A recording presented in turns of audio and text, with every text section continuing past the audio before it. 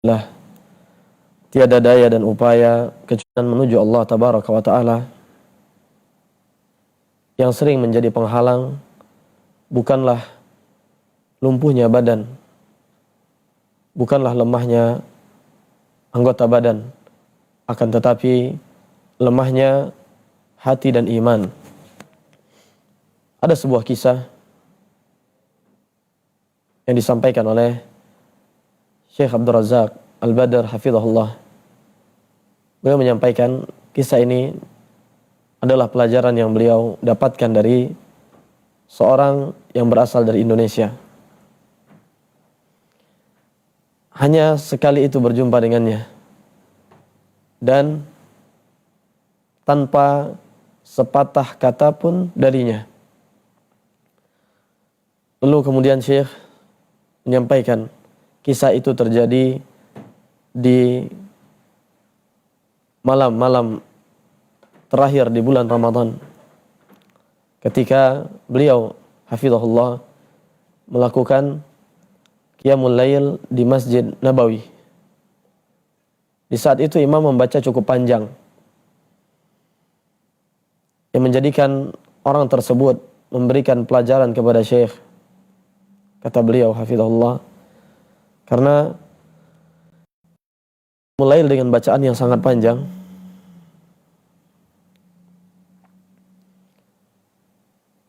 orang tersebut hanya menggunakan satu kaki, berdiri bermunajat di hadapan Sang Ilahi. Subhanallah. Lalu Syekh mengatakan, di antara pelajaran penting yang bisa dipetik adalah laisatil i'aqah fil badan, innamal i'aqah fil qalbi wal iman. Pada hakikatnya bukanlah lemah dan lumpuhnya badan yang menghalangi dari ketaatan, akan tetapi lumpuhnya hati dan iman. Kita melihat bagaimana orang tersebut dengan satu kaki berdiri, bermunajat kepada Sang Ilahi di keheningan malam, di saat malam telah gelap gulita dan sunyi. Padahal dia memiliki uzur syar'i, dia sakit. Sementara di luar sana banyak orang-orang yang gagah, secara zahir baik-baik saja, tapi sesuatu yang sangat memprihatinkan yang nampak dari sebagian mereka, mampu mendaki gunung-gunung yang tinggi. Jalan-jalan bukan hanya keluar kota, bahkan keluar negeri, tetapi tidak mampu melangkahkan kaki ke rumah Allah, ke masjid, untuk menyambut seruan Sang Ilahi, apalagi menghadiri majelis ilmu syar'i.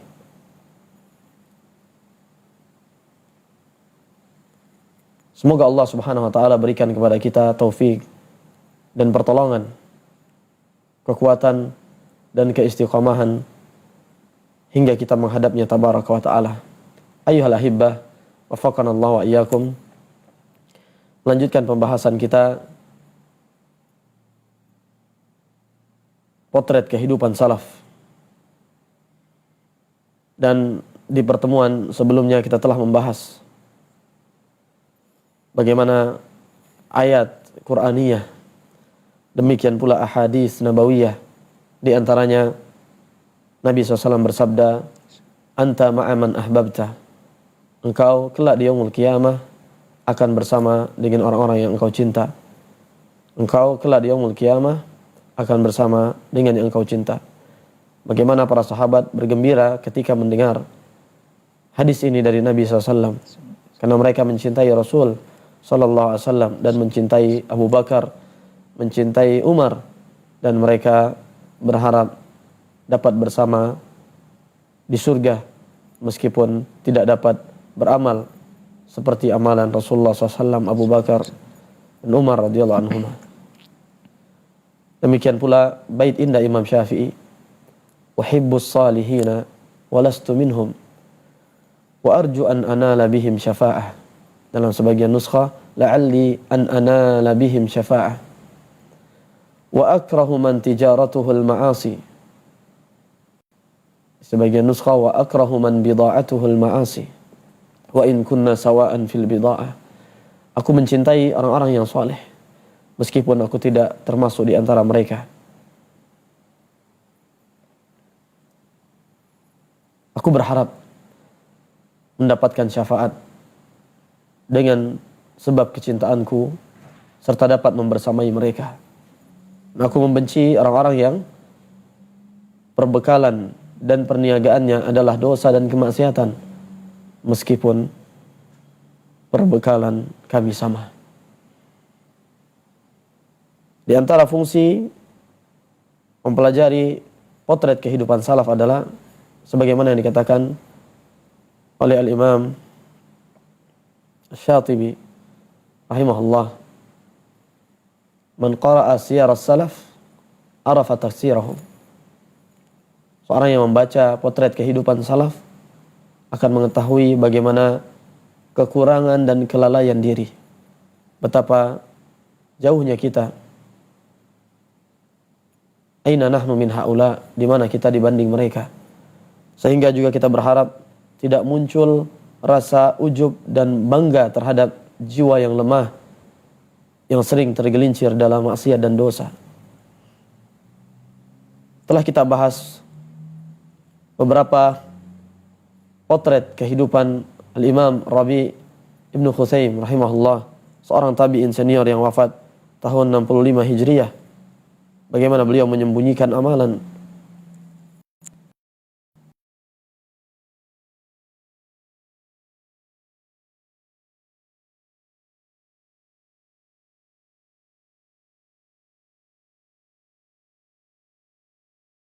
mengatakan, "Lau ra'aka Rasulullah sallam la ahabbak." Aduhai, seandainya Nabi SAW berjumpa denganmu, artinya Nabi SAW melihatmu, niscaya beliau akan mencintaimu. Karena luar biasanya potret kehidupan Rabi' bin Khusaim rahimahullahu ta'ala. Demikian pula telah kita bahas potret kehidupan Zainul Abidin, yang salah satu laqab beliau juga adalah As-Sajjad, bagaimana ibadah beliau dan banyaknya sujud beliau, menangis bersimpu di hadapan Ar-Rahman.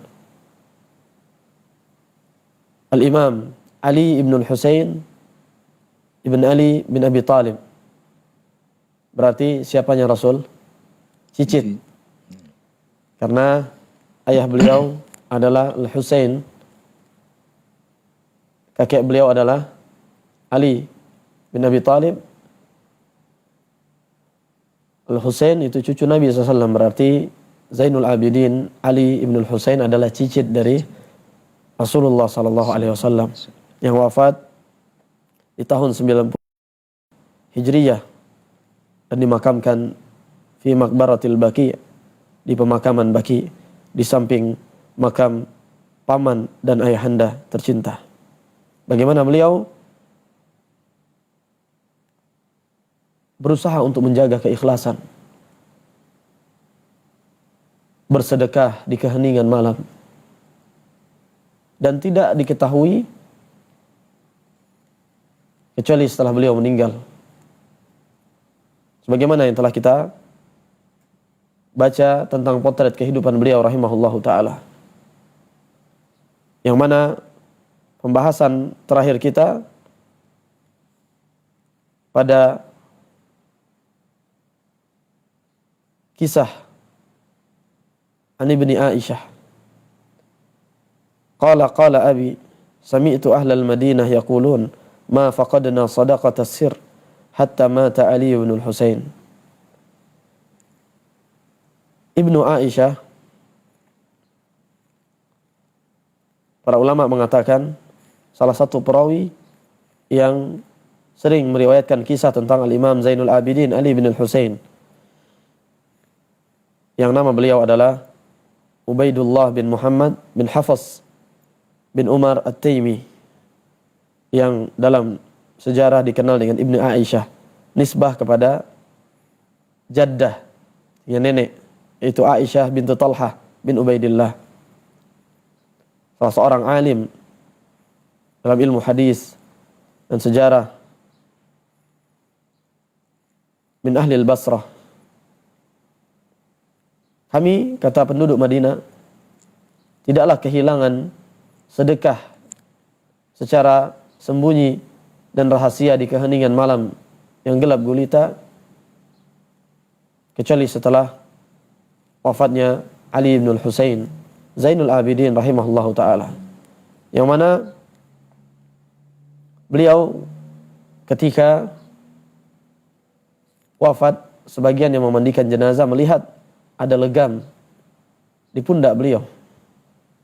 Maka sebagian orang-orang terdekat menyampaikan setelah beliau tiada, kana yahmilu jurubad daqiq laylan ala dhahrihi yu'tihi fuqara'a ahli al-Madinah. Dalam sebagian riwayat, yahmilu jirabal khubz ala dhahrihi bil layl fayatasaddaqu bihi. Beliau sering memanggul karung yang berisi tepung atau roti di keheningan malam tanpa menggunakan kendaraan seperti sebagian orang di zaman sekarang, dan tanpa harus ada validasi pengakuan hai guys dan semisalnya. Beliau berikan kepada penduduk Madinah, para fuqara'nya, dan baru diketahui setelah beliau tiada. Pada pertemuan ini kita lanjutkan masih pada bagaimana potret kehidupan salaf tentang keikhlasan mereka. Qala al-muallifu rahimahullah wa an Muhammad ibni Malik ibni Daygham qala haddathani maulana Abu Ayyub qala li Abu Malik yawman ya Aba Ayyub ihdhar nafsaka ala nafsik fa inni ra'aitu humumal mu'minin fid dunya la tanqadi wa imullah la illam ta'ti al-akhiratul mu'mina bis-surur laqad ijtama'a alaihi al-amran hammud dunya wa syaqa'ul akhirah.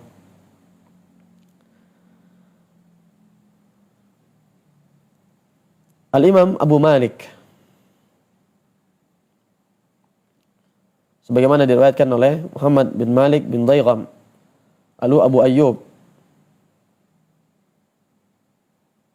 yang merupakan seorang yang berkhidmat terhadap Al-Imam Daygham ibn Malik. Al-Imam Daygham ibn Malik Al-Abid, dikenal dengan Abu Malik Al-Abid karena luar biasanya ibadah beliau. Al-Basri rahimahullah, termasuk ulama tabi'in yang dikenal dengan ibadah yang luar biasa, salat yang khusyuk dan panjang, zuhud terhadap dunia dan seterusnya, yang wafat pada tahun 180 Hijriyah, mengatakan kepada Abu Ayyub, Abu Ayyub ini tabi'ut tabi'in, ya Aba Ayyub, wahai Abu Ayyub, ihdhar nafsaka ala nafsik, perhatikanlah dirimu, waspadailah jiwamu,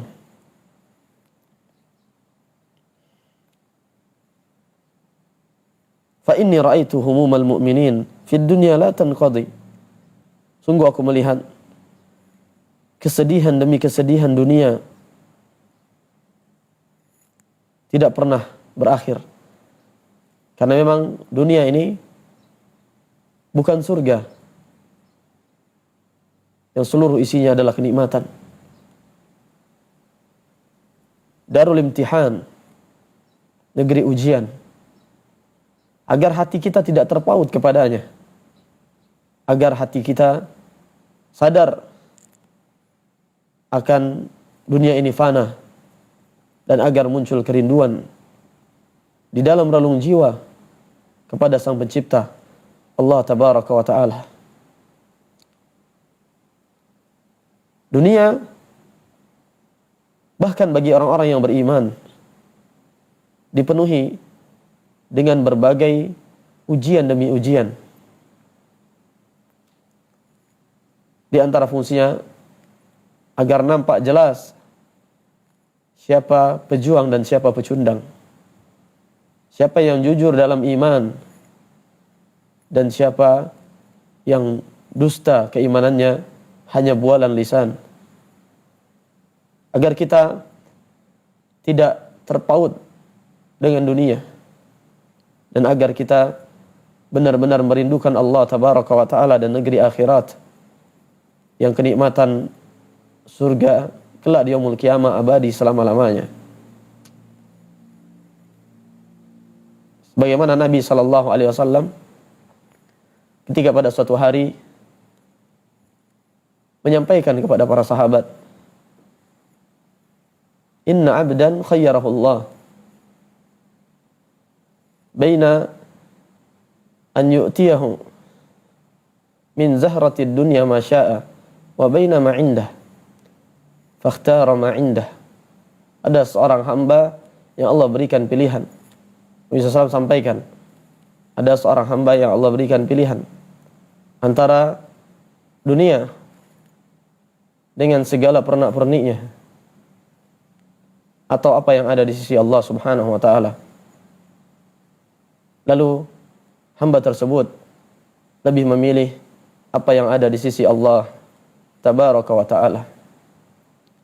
Lalu kemudian perawi hadis Abu Sa'id Al-Khudri radhiyallahu anhu mengatakan, "Fabaka Abu Bakar bukaan syadida."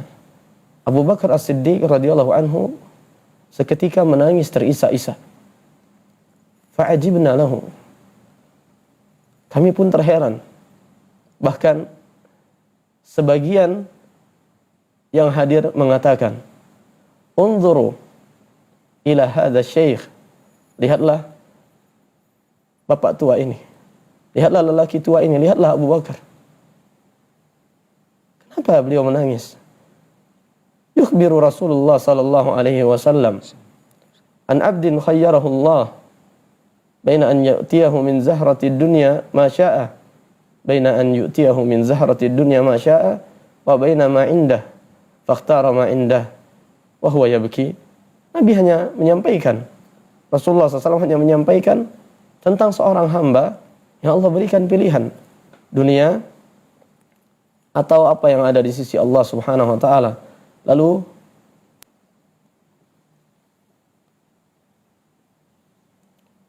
hamba tersebut memilih apa yang ada di sisi Allah Subhanahu wa taala. Kemudian beliau menangis.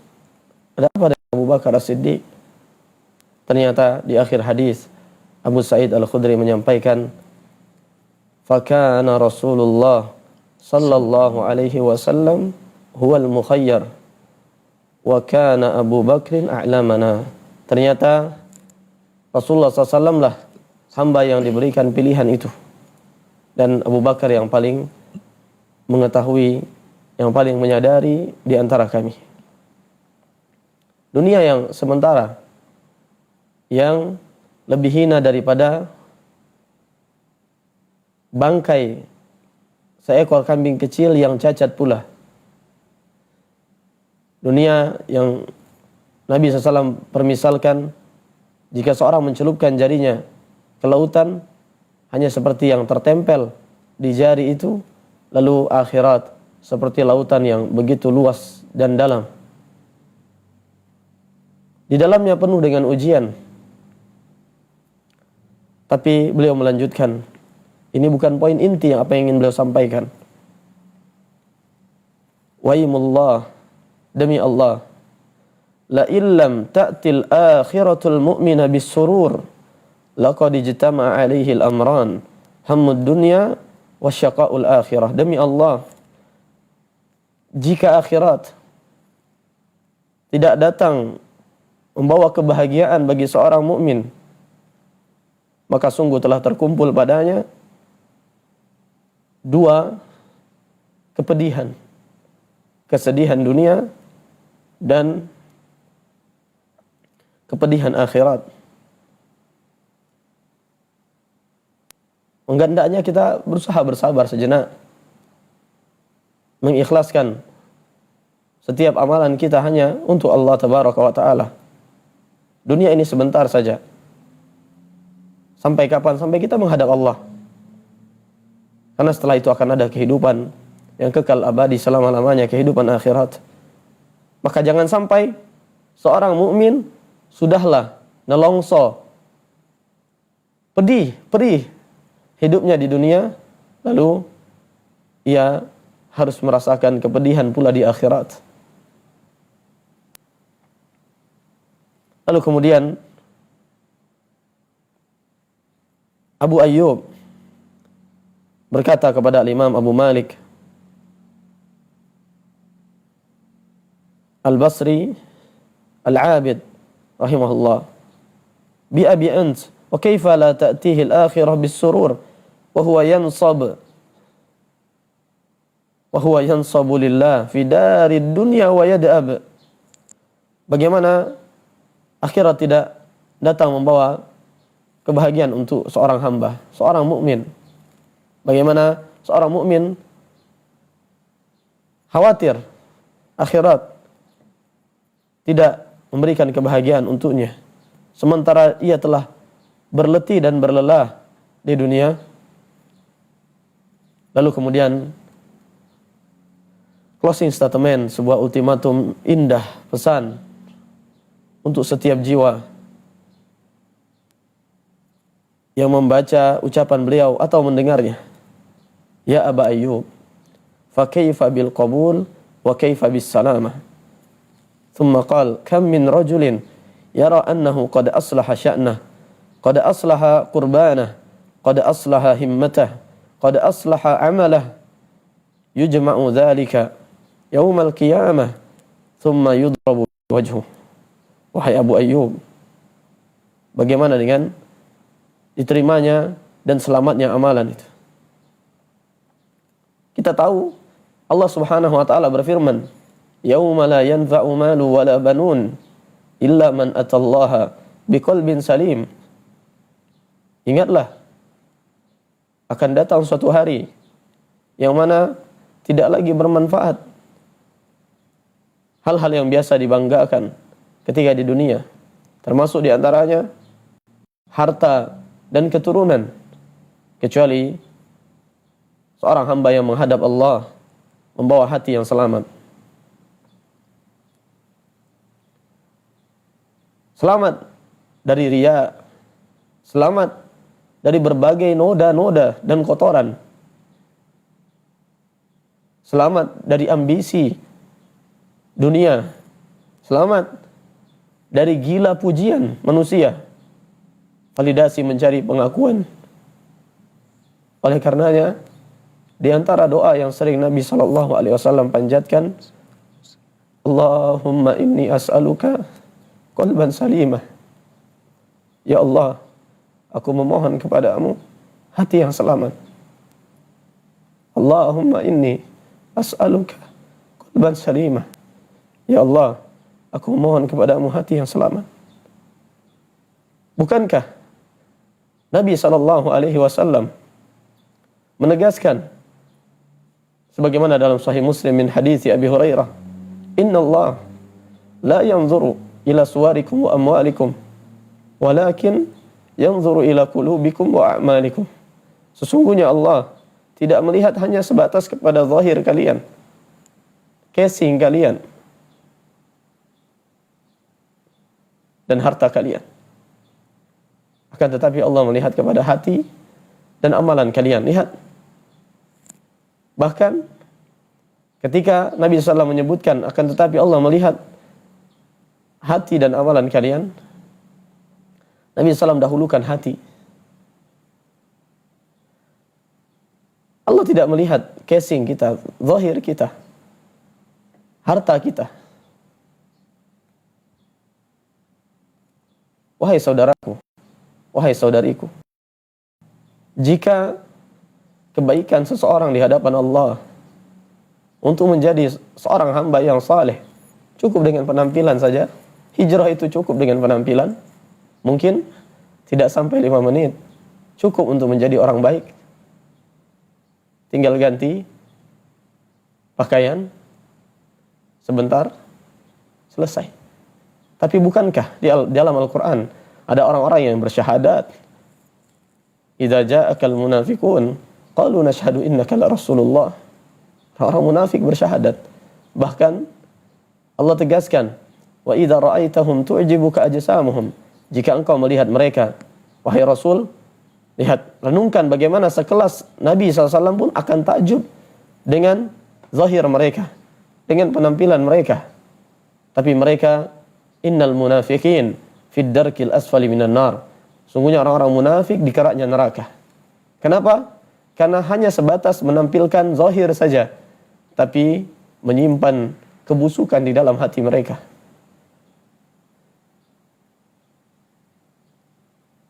Mereka takut terhadap pandangan manusia. Wala yastakhfuna minallah wa huwa ma'ahum. Dan mereka tidak takut terhadap penglihatan Allah Subhanahu wa taala. Padahal Allah senantiasa bersama mereka dengan ilmu, penglihatan, pendengarannya Subhanahu wa taala yang maha sempurna. Hanya mempertontonkan, menampakkan kesalehan di tengah keramaian, lalu menjadi sahabat iblis dalam keheningan.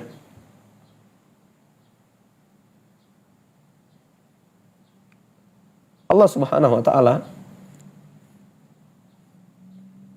bukan menilai zahir, casing dan harta kita. Innallah la yanzuru ila suwarikum wa amwalikum, walakin yanzuru ila qulubikum wa a'malikum. Tapi Allah melihat bagaimana hati kita. Termasuk amalan hati yang paling utama adalah keikhlasan kepada Allah Subhanahu wa taala. Demikian pula amalan kita.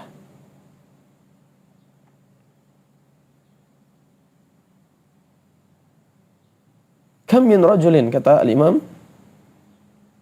Abu Malik Al-Abid Al-Basri rahimahullah, betapa banyak orang yang yara annahu qad aslaha sya'nah, menganggap dia telah memperbaiki dirinya, qad aslaha qurbanah, qad aslaha himmatah, qad aslaha amalah, sudah memperbaiki taqarrubnya kepada Allah, sudah memperbaiki himmah dan amalannya. Ternyata yujma'u dzalika yaumil qiyamah tsumma yudrabu bihi wajhu. La, didatangkan yaumul qiyamah, lalu ia dijerembabkan, diseret di atas wajahnya, lalu dicampakkan ke dalam neraka. Lihat, bukankah 3 orang yang pertama kali dicampakkan ke dalam neraka bukan para penyembah berhala? Yang mana Abu Hurairah ketika meriwayatkan hadis tentang mereka jatuh pingsan. Syekh Al-Albani rahimahullah dan banyak ulama lainnya ketika meriwayatkan kisah tersebut menyampaikan, lihat bagaimana Abu Hurairah, sahabat yang mulia, perawi hadis terbanyak Nabi sallallahu alaihi wasallam, pingsan ketika meriwayatkan hadis tersebut. Kebersihan hati ayuhal ikhwah. Bagaimana 3 orang tersebut akan didatangkan kelak di yaumul qiyamah. Allah ingatkan tentang kenikmatan-kenikmatan Allah yang Allah berikan kepada mereka dan mereka mengakuinya. Lalu salah satu mengatakan menggunakannya untuk berjihad di jalan Allah Subhanahu wa taala. Tapi ternyata bukan keikhlasan yang mengisi hatinya. Kadzabta, kata Allah, engkau dusta. Tapi dia berjihad supaya dibilang jagoan, pemberani, baga, pahlawan. Yang satunya lagi berderma luar biasa, berinfak luar biasa. Tapi ternyata terselip niat yang menodai keikhlasannya, yaitu ingin dibilang dermawan, ingin dikatakan dia dermawan. Yang satunya lagi belajar Al-Quran, belajar ilmu, membaca Al-Quran, mengajarkan ilmu. Tapi agar dikatakan qari, agar dikatakan alim. Lalu mereka diseret di atas wajah-wajah mereka. Lalu dijerembabkan dan dicampakkan ke dalam neraka. Iyadzan billah. Wa alimun bi ilmihi lam ya'malan mu'adzabun min qabli ubadil wasan.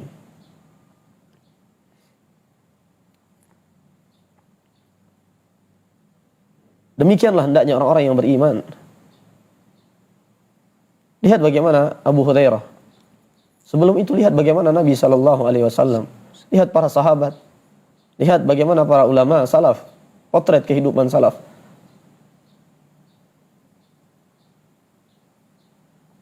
Sebagaimana Al-Imam Al-Hasan Al-Basri mengatakan, innal mu'min jama'a bainal ihsani wal khawf, wal munafiq jama'a bainal isaati wal aman. Orang-orang yang benar-benar keimanan menghujam ke dalam dirinya, jujur keimanan mereka, akan menggabungkan antara kebaikan, amal saleh semaksimal yang mereka bisa, disertai dengan rasa takut, rasa cemas. Sementara orang-orang yang di dalam hati mereka terdapat kemunafikan, justru akan menggabungkan keburukan, dosa, kemaksiatan dan kelalaian dengan merasa aman. Orang-orang yang benar-benar beriman, orang yang benar-benar beriman, seorang hamba yang benar-benar keimanan menghujam dalam relung jiwanya, jujur keimanannya, dia akan menggabungkan antara ketaatan kepada Allah Subhanahu wa taala semaksimal yang ia bisa, disertai dengan rasa takut kepada Allah, takut kepada hari yang jika hari itu tiba terbelalak hati dan pandangan mata karena huru-hara yang begitu dahsyatnya, yaumul kiamat. Takut amalan mereka tidak diterima. Sementara seorang yang di dalam hatinya terdapat kemunafikan, dia justru akan menggabungkan keburukan, dosa, kemaksiatan dan kelalaian dengan justru merasa aman. Allahul musta'an. Allah memuji mereka yang melakukan ketaatan dengan maksimal namun justru merasa cemas.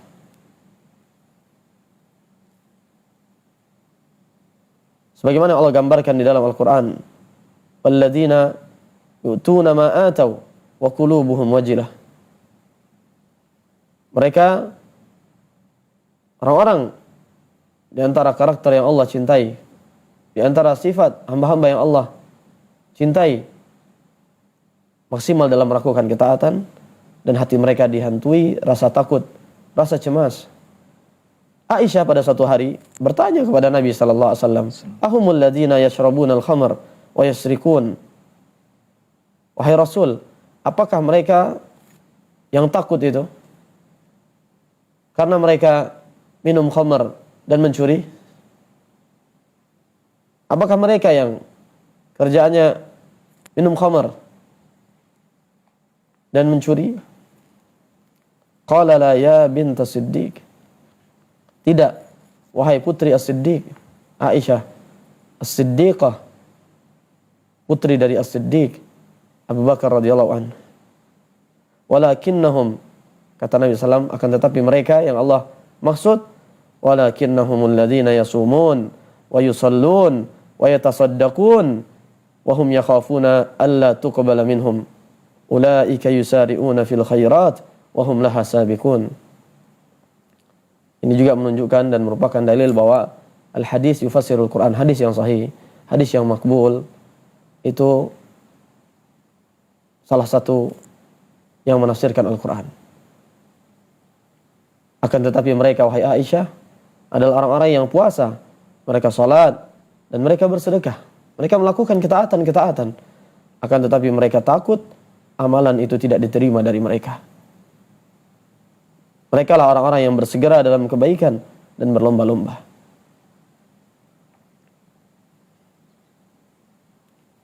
Hendaknya kita tidak bersandar kepada jiwa kita, tidak merasa bangga dengan amalan kita, tidak kegeeran dan kepedean, dan merasa aman. Karena jika demikian, kita khawatir telah masuk ke dalam hati kita kemunafikan. Nasallallahu salam wal afiyah. Siapa yang pantas untuk merasa aman? Jika Umar bin Khattab tidak merasa aman, pantaskah kita merasa aman dari kemunafikan? Apa kata Imam Sufyan Ats-Tsauri rahimahullah, "Idza arafta nafsak lam yadurraka ma qala an-nas." Jika engkau mengenal dirimu beserta apa yang ada di dalamnya engkau tahu, maka tidak akan memudaratkanmu ucapan manusia.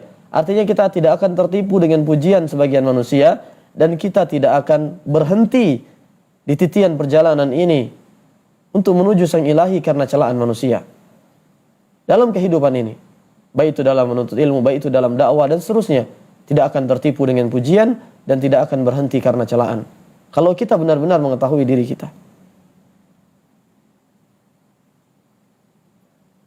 Apa kata Al-Imam Sahal bin Abdullah At-Tustari rahimahullah, "Ma'rifatun nafs akhfa min ma'rifatil adu." Namun mengenali diri sendiri kadang-kadang lebih samar bagi sebagian orang daripada mengenali musuh. Subhanallah. Seorang penyair mengatakan, "Wallahi law alimu qabiha sarirati la abas salama alayya man yalqani wa la a'radu anni wa mallu suhbati wa la bu'tu ba'da karamatin bihawani." Demi Allah, seandainya mereka manusia mengetahui betapa buruknya apa yang tersembunyi dariku, mungkin orang yang berjumpa denganku pun tidak akan mau mengucapkan salam kepada aku. Mereka akan berpaling dan tidak mau berteman denganku. Demikian adanya. Lihat bagaimana para salaf mengatakan, jika seandainya dosa itu memiliki bau, mungkin tidak akan ada yang mau dekat denganku. Betapa busuknya kita jika dosa kita memiliki bau. Waimullah, beliau awal itu dengan sumpah. Kalimat waimullah itu adalah sumpah. Demi Allah, la in lam ta'til akhiratul mu'mina bisurur laqad ijtama'a alaihi al-amran hamud dunya wa syaqaul akhirah. Kalaulah kelak di yaumul qiyamah seorang mukmin tidak mendapatkan kebahagiaan yang abadi yang harusnya menjadi orientasi kehidupannya, maka sungguh telah terkumpul padanya dua kepedihan, kepedihan dunia dan kepedihan akhirat. Sedemikian apapun kehidupan dunia, tetap ia adalah sijnul mu'min, penjara, ibarat penjara bagi orang-orang yang beriman. Tetap akan ada ujian, karena dunia darul imtihan, negeri ujian. Walaupun terkait dengan hadis Nabi SAW, ad-dunya sijnul mu'min wa jannatul kafir. Dunia itu seperti penjara bagi orang-orang yang beriman dan seperti surga bagi orang-orang kafir. Itu al-makna al-mutabadir fi dzihn, makna yang langsung dapat dipahami adalah orang-orang beriman itu terbatas. Akan ada ujian demi ujian dan dia dibatasi dengan batasan-batasan Allah Subhanahu wa taala untuk kemaslahatannya seandainya mereka menyadarinya. Tapi justru orang-orang kafir bebas. Namun ada pemahaman yang lain dan indah terhadap hadis ini. Dan ini menunjukkan betapa fakihnya Al-Hafidh Ibnu Hajar Al-Asqalani rahmatullahi alaih. Pada suatu hari beliau dimuliakan karena seorang alim, qadhi yang luar biasa keilmuan beliau. Dan sunnatullah, orang-orang yang berilmu akan dimuliakan. Arfa'illahu alladhina amanu minkum walladhina utul ilma darajat. Satu hari beliau sedang berjalan, dimuliakan, dikawal, dan seterusnya. Orang-orang memuliakan beliau, membersamai beliau dengan penuh pemuliaan. Lalu ada seorang Yahudi yang nelongso, yang sangat menyedihkan, memprihatinkan kondisinya. mendatangi Al-Hafidz Ibnu Hajar Al-Asqalani rahmatullahi alaih. Bagaimana sementara Nabi kalian mengatakan ad-dunya sijnul mu'min wa jannatul kafir. Penjara macam apa dengan kenikmatan yang engkau miliki? Engkau dimuliakan. Lalu surga macam apa untukku? Di waktu itu yang bicara adalah Yahudi. Sementara kehidupanku seperti ini. Lalu Al-Hafidz Ibnu Hajar Al-Asqalani mengatakan dengan salah satu cara memahami hadis tadi, tapi tidak dengan pemahaman yang al-mutabadir fi dzihni, yang langsung bisa difahami oleh setiap orang yang mendengarnya, tapi dengan sudut pandang yang lain. Kata beliau, dunia ini untukku, engkau lihat aku dimuliakan dengan berbagai kenikmatan seperti ini. Jika dibandingkan surga, maka ini hanya seperti penjara. Dan engkau dengan kepedihan, kesulitan, keperihan yang engkau rasakan, kondisi yang sangat memprihatinkan dan menyedihkan itu, jika dibandingkan surga, jika dibandingkan neraka. Artinya kalau melihat dibandingkan neraka, maka ini adalah surga. Lalu dia bersyahadat, asyhadu an la ilaha illallah wa asyhadu anna Muhammadar Rasulullah. Artinya apa? Sedemikian apapun seorang mukmin, jika dibandingkan dengan surga, dunia ini hanyalah penjara. Sehingga untuk apa kita berniat berlama-lama dalam penjara? Dan untuk apa kita ingin abadi seolah-olah di dalam penjara? Karena tertipu oleh dunia dan harta. Yahsabu anna malahu akhlada.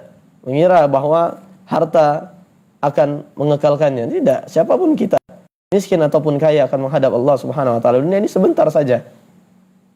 Maka dunia dengan berbagai pernak-perniknya, jika dibandingkan surga bagi orang-orang yang beriman, hanyalah seperti penjara. Sementara sesulit, seperih dan sepedih apapun kehidupan seorang yang kafir, seperti Yahudi yang nelongso tadi, yang sangat memprihatinkan tadi, jika dibandingkan neraka Allah kelak di yaumul qiyamah dengan berbagai kepedihan dan siksanya, maka kondisi Yahudi tadi itu seperti surga. Masuk dia ke dalam Islam. Ayuhal ahibbah, waffaqana Allah wa iyyakum. Sungguh kita sedih belakangan ini. Sebagian mengatakan la tamtali'ul masajid illa ba'da su'udil imam lil khutbah. Kalau di hari Jumat, masjid itu tidak penuh kecuali setelah imam khutbah. Ada yang kadang-kadang sudah hampir selesai baru datang. Bainama tamtali'ul mala'ib qabla nuzulil fariq lil mal'ab bisa'at. Sementara stadion, tempat-tempat nobar, nonton bareng, itu sudah penuh sebelum pertandingan Piala Dunia atau yang semisalnya dimulai. Nahtaj li murajaati anfusina. Kita butuh untuk mengintrospeksi diri kita. Lalu orang-orang yang demikian, yang tidaklah memenuhi masjid di hari Jumat kecuali setelah khatib naik mimbar, namun mereka sudah memenuhi stadion atau tempat-tempat nonton bareng bahkan beberapa jam sebelum pertandingan dimulai, sebelum tim-tim yang bertanding memasuki lapangan. Jika ditanya, pasti setiap mereka menginginkan surga. Jika ditanya, pasti setiap mereka menginginkan surga Allah Subhanahu wa ta'ala. Nahtaju li murajaati anfusina. Kita butuh untuk mengintrospeksi diri kita. Kemudian pembahasan berikutnya.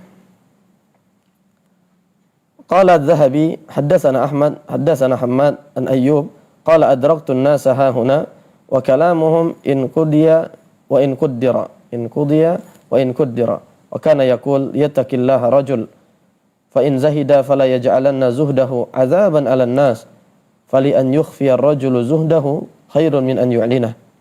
Perkataan Al-Imam Ayyub As-Sakhtiyani rahimahullah, tabi'in senior yang wafat tahun 131 Hijriah,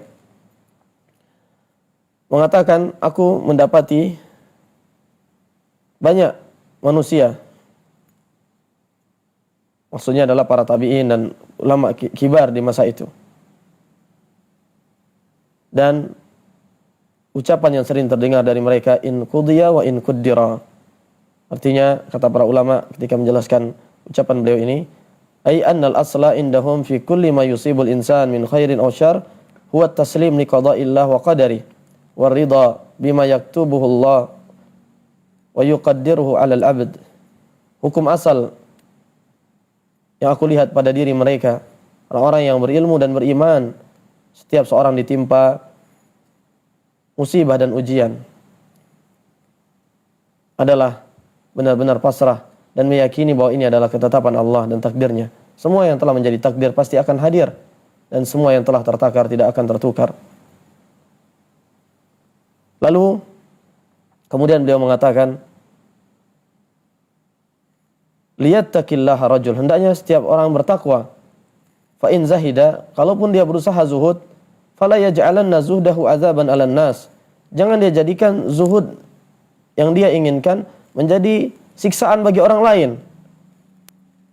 Fali an yukhfiya ar-rajulu zuhdahu khairun min an yu'lina.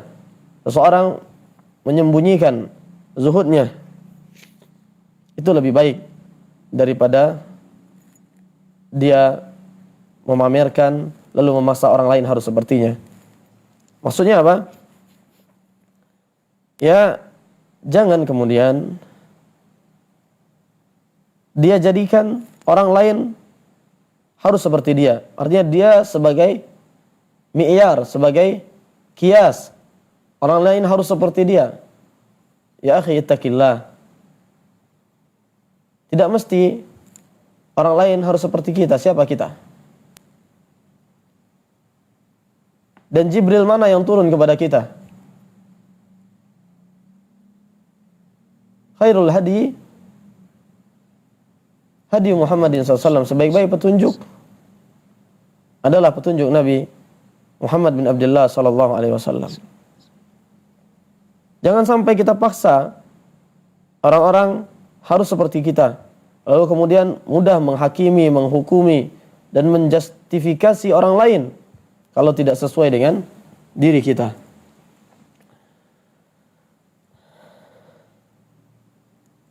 Demikian pula nasihat ini agar kita tidak ujub terhadap apapun yang kita lakukan. Di samping kita berusaha untuk mengikhlaskan semua amalan yang kita lakukan. Karena hakikat zuhud, kata para ulama, tarku ma la yanfa'u fil akhirah, meninggalkan hal-hal yang tidak bermanfaat untuk negeri akhirat. Adapun wara, Syekhul Islam membedakan antara zuhud dan wara. Wara tarku ma takhafu dararahu fil akhirah, meninggalkan sesuatu yang engkau takutkan mudaratnya di akhirat. Kalau zuhud, meninggalkan yang tidak bermanfaat untuk akhirat. Wara, meninggalkan sesuatu yang dikhawatirkan memberi mudarat untuk akhirat. Artinya untuk akhirat kita kelak di yaumul qiyamah. Al-Imam Sufyan Ats-Tsauri mengatakan, laisa zuhud bi aklil ghalidh,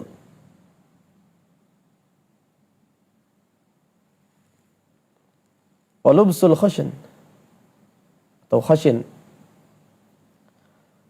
Zuhud itu hakikatnya bukan seorang makan yang keras, yang tidak layak dimakan, pakai pakaian yang lusuh, enggak. Walakinnahu qasrul amal wartiqabul maut. Yang tapi hakikatnya adalah berusaha untuk memendekkan angan-angan duniawi, tapi ingat akhirat, sehingga kita tinggalkan hal-hal yang tidak bermanfaat untuk akhirat kita dan senantiasa mengingat kematian. Oleh karenanya, Al-Imam Ibnu Qayyim rahimahullah mengatakan, ketika menyebutkan dan menukilkan sebagian ucapan salaf laisa zuhud fid dunya bi tahrimil halal wala idha'atil mal, walakin an takuna bima fi yadillah awthaq mink bima fi yadik. Hakikat zuhud itu bukan dengan mengharamkan yang halal, artinya ini boleh maka kita tinggalkan. Zuhud, bukan. Atau dengan kemudian yang dipahami oleh sebagian orang, harus nelongso, harus compang-camping pakaian. Enggak. Innallaha jamil yuhibbul jamal. Tapi bagaimana hati kita ini tidak terpaut dengan dunia yang fana ini. Terakhir, untuk materi pada hari ini adalah apa yang diriwayatkan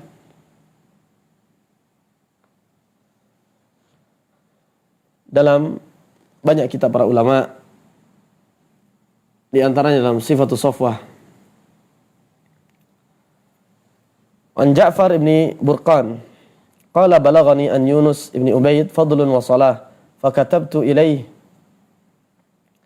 ya akhi balaghani anka fadlun wa salah fa ahbabtu an aktuba ilayk faktub ilayya bima anta alayh. Dari Ja'far bin Burqan.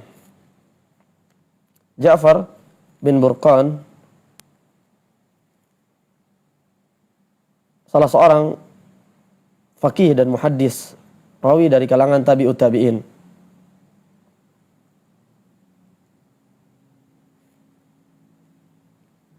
Yang wafat tahun 154 Hijriah.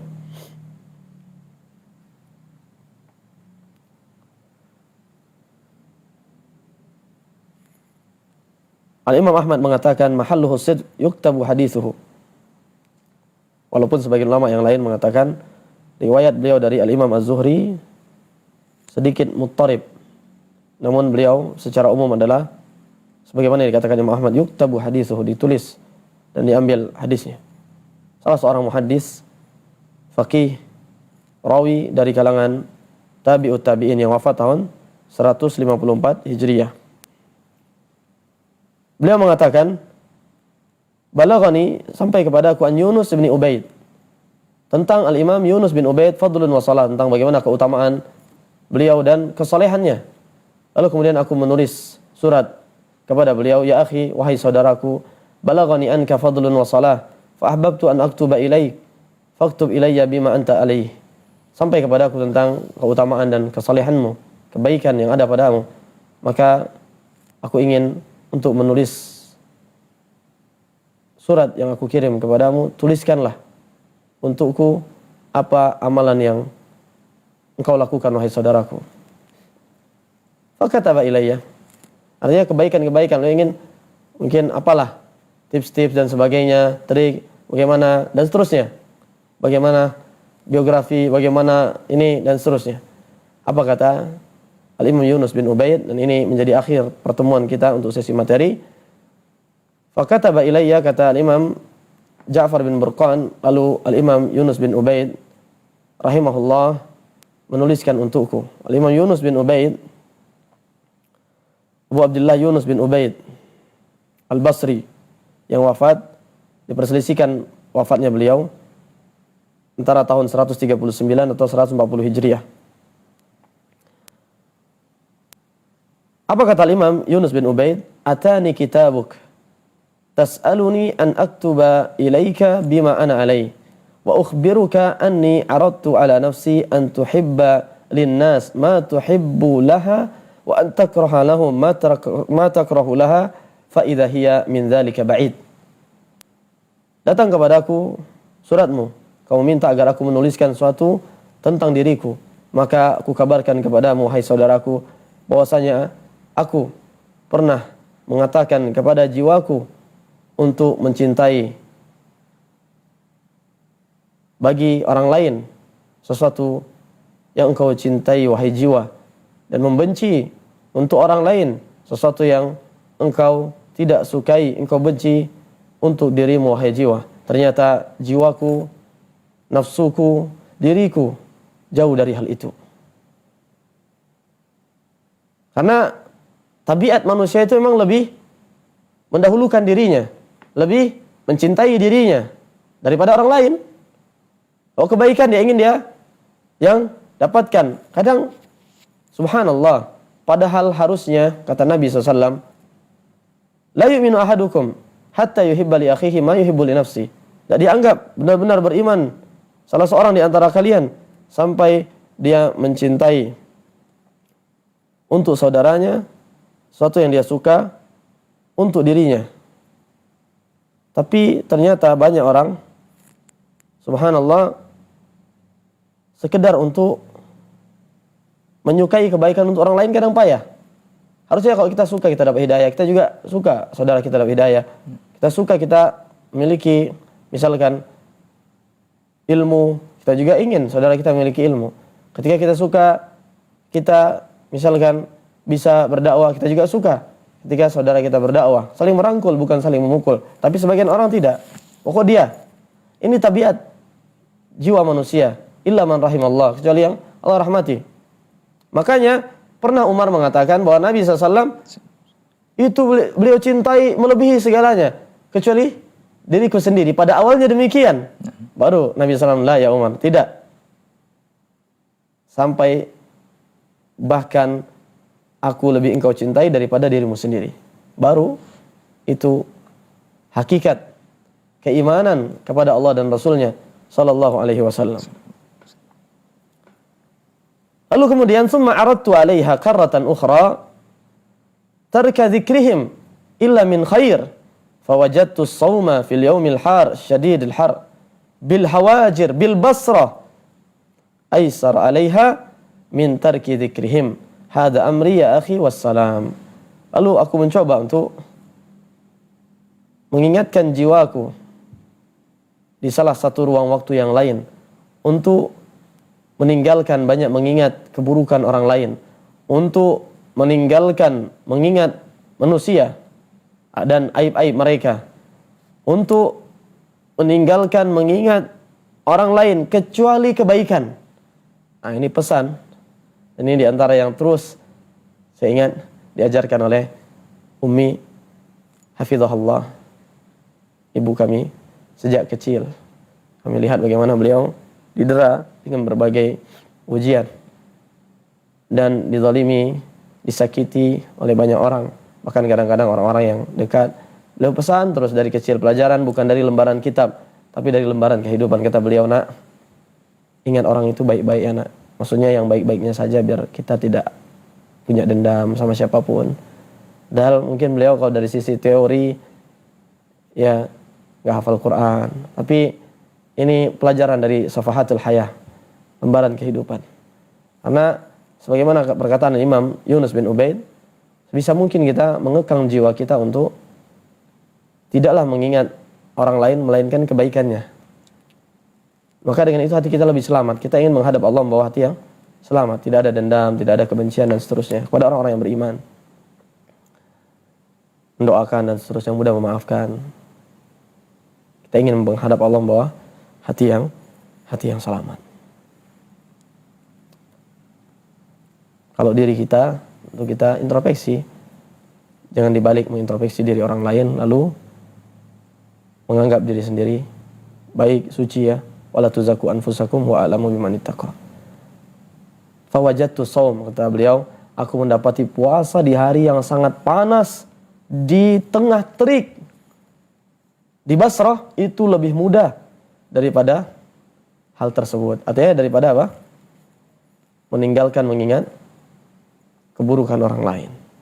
Lihat bagaimana beliau berjuang. Tidak ada di sini pujian terhadap diri sendiri. Saya yang lebih dulu berdakwah di sini ya. Saya harus yang paling dihormati, saya harus yang paling dihargai. Kenapa? Karena saya begini dan begini. Karena saya, ya, akhi, antum tahu nggak? Antum belum kenal sama saya ya. Mana antum nih? Coba lihat di ini. Nggak begitu para ulama. Lihat bagaimana. Hadza amri ya akhi wassalam. Ini tentang aku, wahai saudaraku. Wassalamualaikum warahmatullahi wabarakatuh. Aku yang begitu sering tergelincir dalam dosa. Aku yang lemah. Aku yang jiwaku sering lemah di hadapan hawa nafsuku. Aku yang kadang lama mengaji bukan semakin lembut hatiku, bukan semakin mudah menangis kedua mataku, justru semakin gersang mata itu. Aku yang ketika di awal-awal mengenal hidayah, lisan itu sering basah dengan Al-Quran. Namun banyak yang sudah lama mengaji, justru mengeras hati dan lisannya basah dengan kehormatan orang-orang yang beriman. Aku dan aku. Demikian beliau rahimahullah. Pelajaran yang bisa kita petik, bagaimana beliau berusaha untuk tidak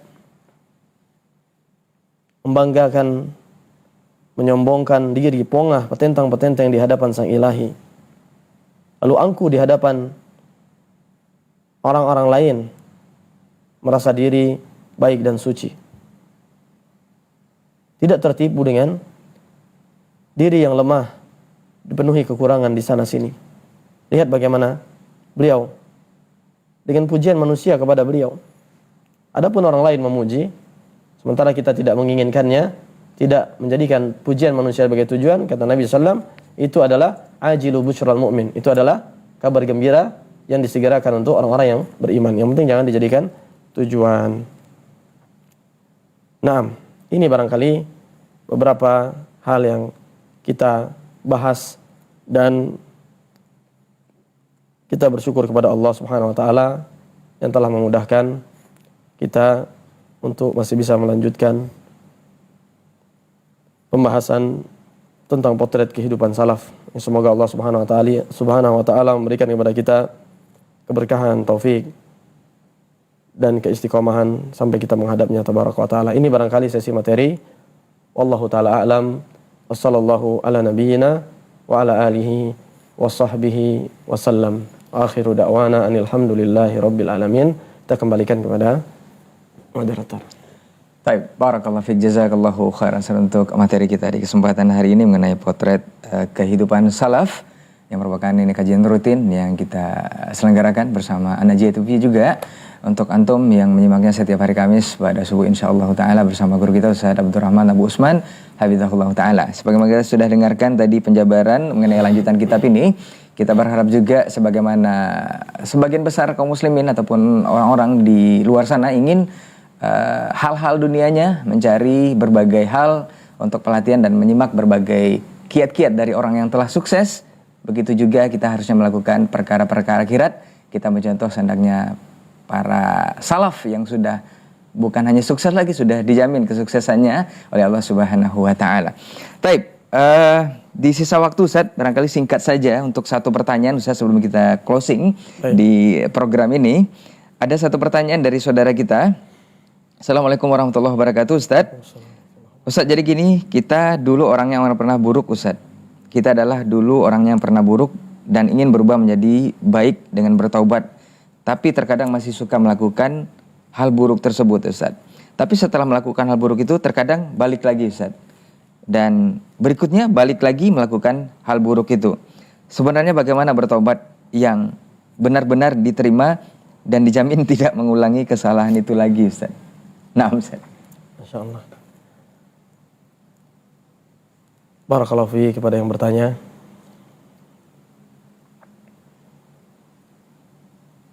Ayuhal ahibbah,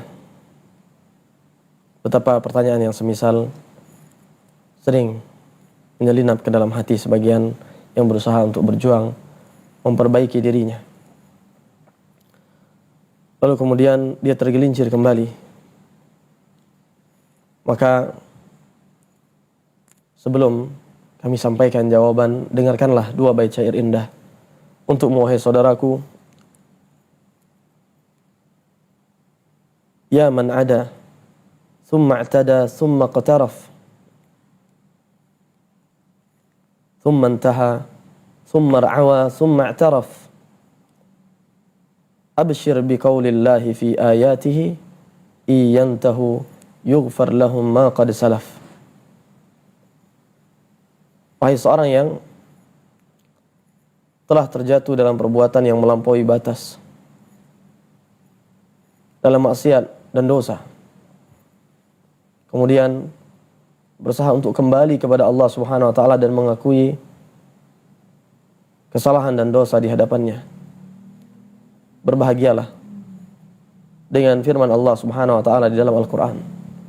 Iyantahu yughfar lahum ma qad salaf. Jika seorang berusaha meninggalkan dosa dan kemaksiatan yang tadinya sering ia lakukan, karena Allah Subhanahu wa taala niscaya akan diampuni dosa-dosa yang telah berlalu. Dan saudaraku,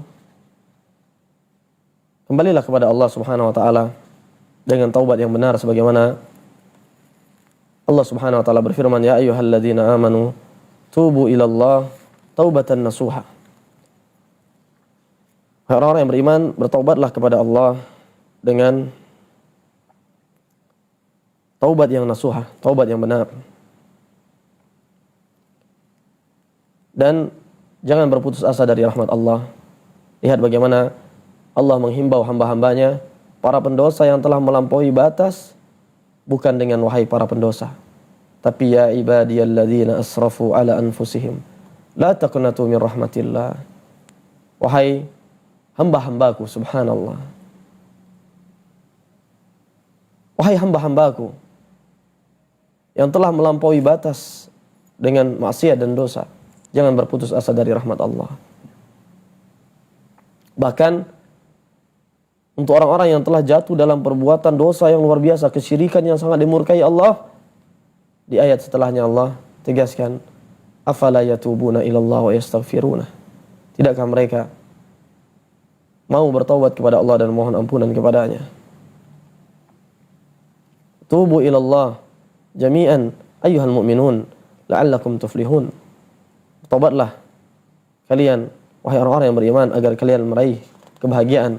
Maka kebahagiaan dan hari terbaik seorang hamba, kata para ulama, adalah yaumu ruju'ihi wa taubatihi ila Allah Subhanahu wa taala. Hari di mana dia kembali dan bertaubat kepada Allah Subhanahu wa taala. Dan taubat memiliki syarat. Para ulama mengatakan, wala yatimul hukmu hatta tajtami kullu syuruti wal mawani tartafi. Wa syai'u la yatimu illa an tatim syurutuhu wa mani'un minhu udim. Maka taubat termasuk diantaranya tidak akan sempurna sampai syarat-syaratnya terpenuhi dan penghalang-penghalangnya dijauhi. Para ulama mengatakan syarat diterimanya taubat itu sebagian mengatakan ada 3. Lalu sebagian lagi mengatakan ditambah 2 jadi 5. Yang pertama, an yuqli'a anil maksiyah. Betul-betul dia tinggalkan, bukan kemudian saya tobat tapi masih terus.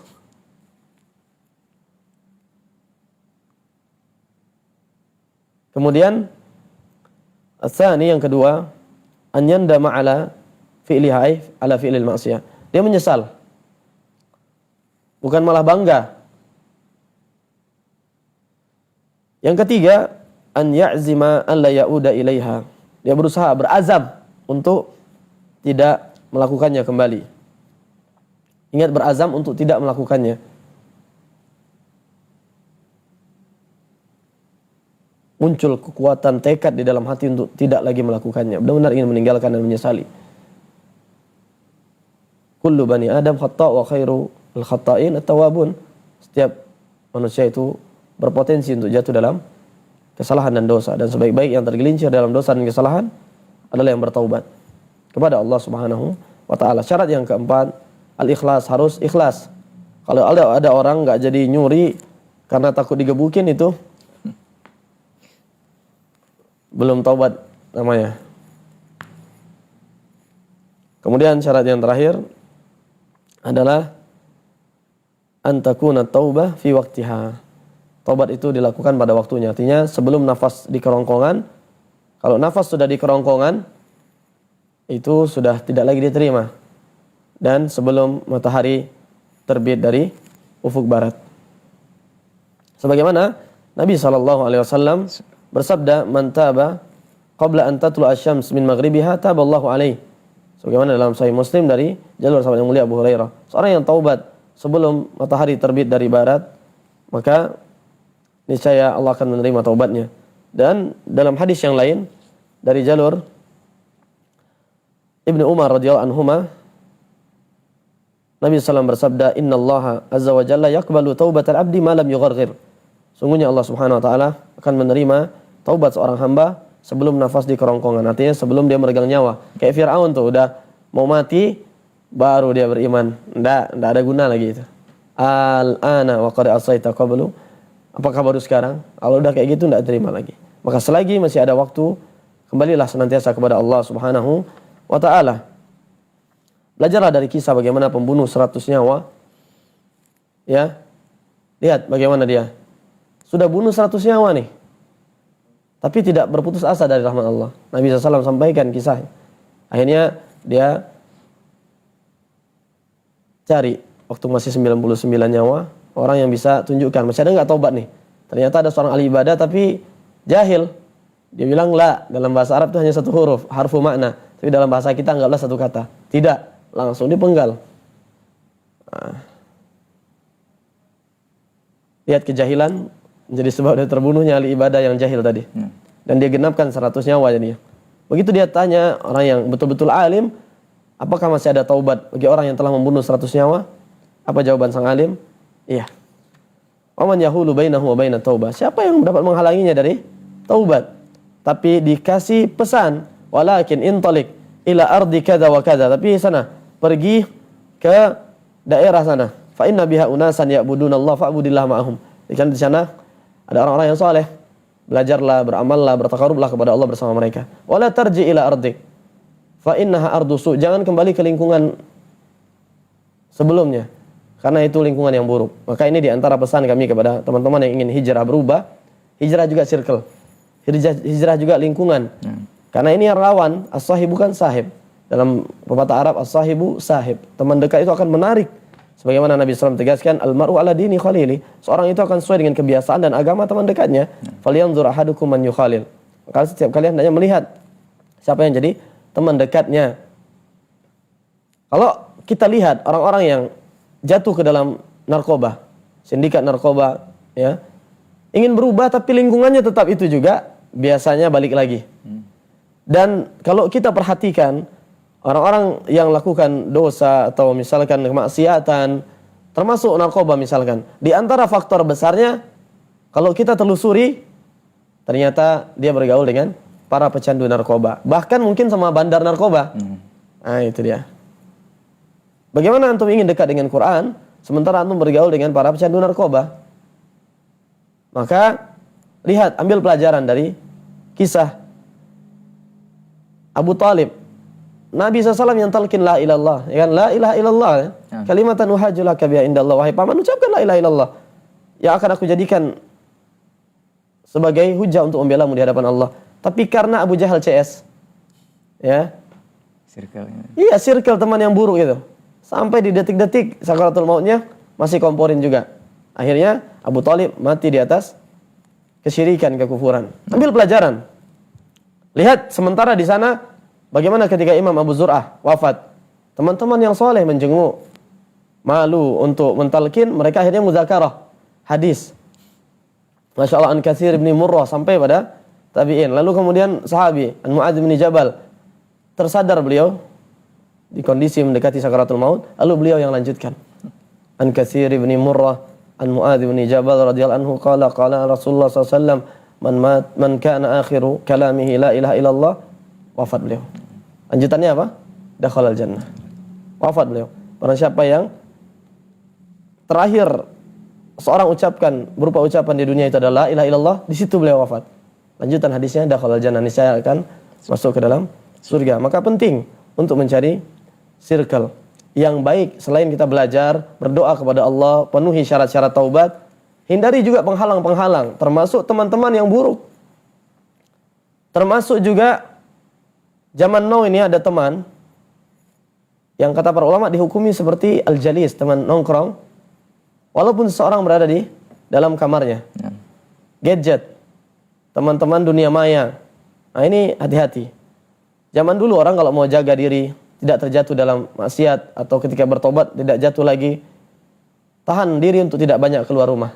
Tapi zaman sekarang ada orang yang berada di kamarnya bahkan lebih bejat, lebih parah dosa yang dia lakukan daripada orang yang di luar rumah. Maka perbaiki bagaimana ketika kita sedang sendirian.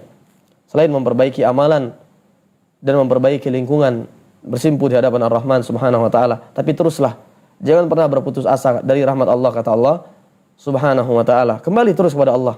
Sebaik-baik orang yang jatuh ke dalam dosa adalah yang senantiasa kembali dan bertaubat kepadanya. Wa khairul khata'in at-tawwabun. Jadilah seperti seseorang yang kata Imam Ibnu Qayyim rahimahullah, sampai syaitan itu menyesal telah menjatuhkannya ke dalam dosa. Kenapa?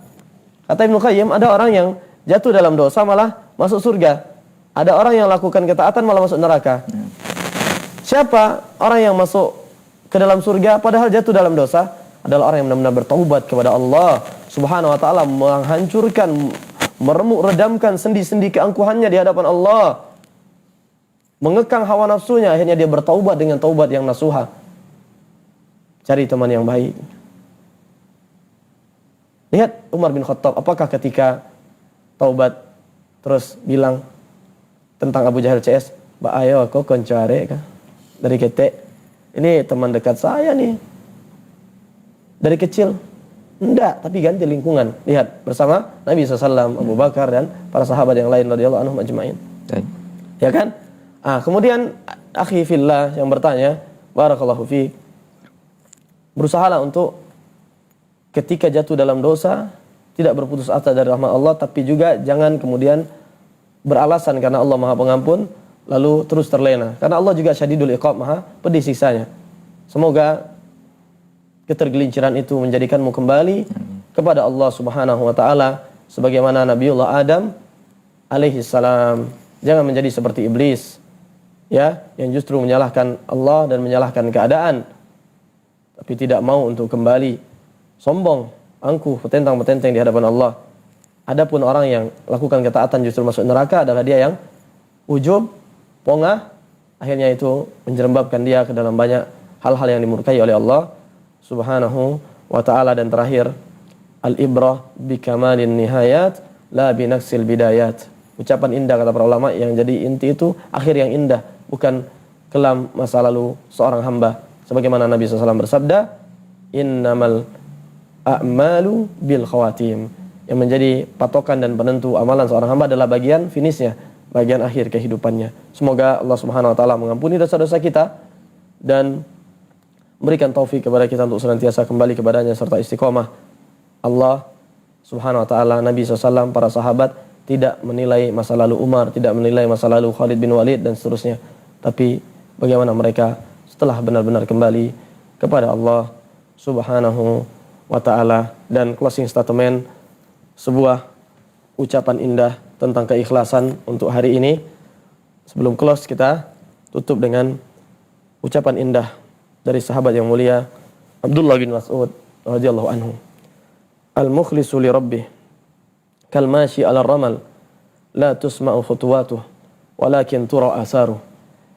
Seorang yang benar-benar ikhlas karena Allah Subhanahu wa taala, dia akan berusaha seperti seorang yang berjalan di padang pasir. Jadi kalau kita lihat para ulama yang mereka berusaha untuk ikhlas, mereka menjadi seperti orang yang berjalan di padang pasir.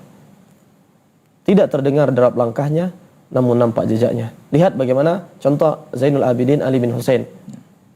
Tidaklah nampak jejaknya. Tidaklah terdengar derap langkahnya di keheningan malam, tapi nampak jejaknya. Begitu juga kita berusaha. Tidak perlu ngevlog, tidak perlu sedikit-sedikit memamerkan, mengobral amalan. Biarlah kita menjadi seperti seorang yang berjalan di padang pasir. Tidak terdengar derap langkahnya, tapi nampak jejaknya ketika kita telah menghadap Allah Subhanahu wa ta'ala. Tidak perlu kita berkoar-koar, tidak perlu pasang status sedikit-sedikit, apa yang dilakukan semua jadi status media sosial, tapi ketika kita tiada nanti nampak jejaknya. Al-mukhlisu li rabbih kal mashi 'ala ramal. Coba bang, al-mukhlisu li rabbih, coba ikuti bang. Al-mukhlisu li rabbih kal mashi 'ala ramal. kal mashi 'ala ramal. La tusma'u khutuwatuh. La tusma'u khutuwatuh. Walakin tura atharuh. Walakin tura atharuh. Seorang yang ikhlas karena Allah, seperti seorang yang berjalan di padang pasir. Tidak terdengar derap langkahnya, namun nampak jejaknya. Baik, ini barangkali kita cukupkan. Semoga Allah Subhanahu wa taala memberkahi majelis ini dan semoga Allah Subhanahu wa taala memudahkan kita untuk melanjutkan di majelis-majelis berikutnya. Majelis ilmu syar'i, jika tidak tersampaikan karena ajal memisahkan kita, semoga Allah kumpulkan kita dalam majelis indah di surganya. Allahumma qsim lana min khasyatika ma yahulu bainana wa baina ma'asik, wa min ta'atika ma tuballighuna bihi jannatak, wa min al-yaqin ma tuhawwinu bihi alaina masa'ib ad-dunya, wa mati'na bi asma'ina wa absarina wa quwwatina ma ahyaytana waj'alhu al-waritha minna waj'al tha'rana ala man zalamana wansurna ala man adana wa la taj'al musibatana fi dinina wa la taj'al ad-dunya akbar hammina wa la mablagha ilmina wa la tusallit alaina man la yarhamuna wa akhiru da'wana anil hamdulillahi rabbil alamin. Baik, barakallahu fiik, jazakallahu khairan untuk materi kita di kesempatan hari ini mengenai potret kehidupan salaf dan jawaban dari pertanyaan saudara kita. Semoga yang kita tangkap dari Ustadz tadi bahwa jangan pernah berhenti untuk mencontoh para kehidupan salaf yang benar-benar telah sukses membawa kehidupannya kepada Allah Subhanahu wa taala. Salah satu manusia paling sukses yang sudah dijamin juga adalah Rasul kita tercinta Muhammad sallallahu alaihi wasallam, dan jangan pernah berputus asa dari rahmat Allah untuk antum yang bertanya persoalan taubat tadi, karena tidak ada yang tidak mungkin selama nafas ataupun nyawa masih di badan kita. Barakallahu fiik, jazakallahu khair untuk waktu dan juga ilmunya. Semoga di kesempatan berikutnya kita akan bersama guru kita kembali guna melanjutkan kajian potret kehidupan salaf yang kita hadirkan ke layar kaca antum setiap hari Kamis pada subuh insyaallah. Taib, afwan untuk semua salah kata yang bicara, kita tutup dengan doa kafaratul majelis. Subhanakallahumma wa bihamdika asyhadu an la ilaha illa anta astaghfiruka wa atubu ilaik. Wassalamualaikum warahmatullahi wabarakatuh.